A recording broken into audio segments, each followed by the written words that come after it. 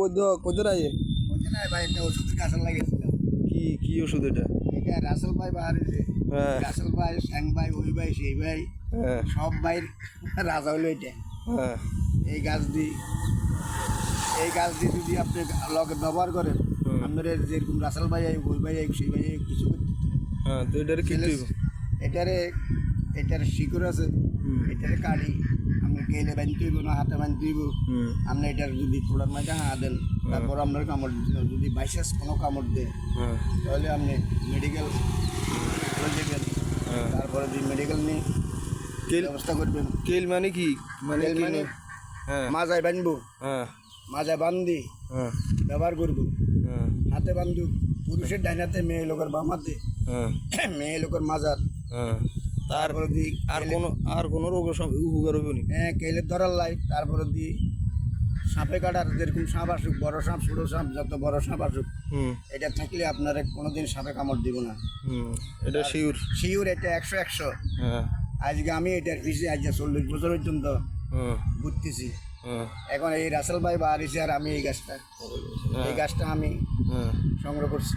আর যদিও কোনো প্রকার কামড় দেয় কি করার? আপনার দরকার হলে মেডিকেল নিয়ে যাবেন। মেডিকেল সুই বাড়িছে, সুই মারবেন। শুনছি নাকি আপনি সাপের বিষ নামান? আমি সাপের বিষ নামাই। এটা হলো বিষ। আপনার নিঃশ্বাস যতক্ষণ থাকবো, নিঃশ্বাস থাকা অবস্থাতে যদি আমার কাছে আসেন, তাহলে আপনার ইনশাল্লাহ বিষ মুক্ত হবে। আর যদি নিঃশ্বাস চলে যায় তাহলে আপনি হবে না। যদি মারা যায় তখন হবে না। এটা হলো ভুয়া কথা। আপনার নিঃশ্বাস যদি থাকে আর আমার কাছে থেকে সুস্থ হয়ে যাবে। তাহলে সাপে কামড়ানোর প্রথম ট্রিটমেন্ট হলো কি? এই যে হাসপাতাল নিয়ে যাওয়া?